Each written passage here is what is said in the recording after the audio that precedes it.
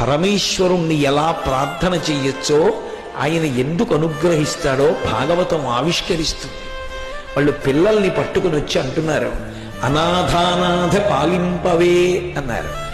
నాథులు లేని వాళ్ళకి నువ్వు నాథుడివి, అనాథనాథుడివి. అనాథులందరికీ కూడా నువ్వే నాథుడివి.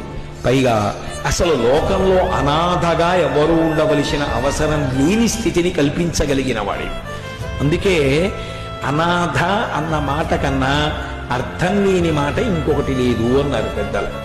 ఎందుచేత అంటే ఒక మాట ఉందనుకోండి, నామం ఉంటే రూపం ఉంటుంది. అలాంటి వాడు ఎవరో ఉండాలి అని. అనాథ అన్నాను అనుకోండి, ఎవరో ఉండాలి. లోకంలో నాథుడు లేనివాడన్నవాడు ఎవరు ఉండడు. ఎందుకంటే అందరికీ భగవంతుడు ఉన్నాడు. మరి భగవంతుడికి నాథుడు లేడుగా, అందుకని ఆయనే అనాథుడా అంటే ఆయనకి ఆవిడుంది. అందుకే ఆవిడకి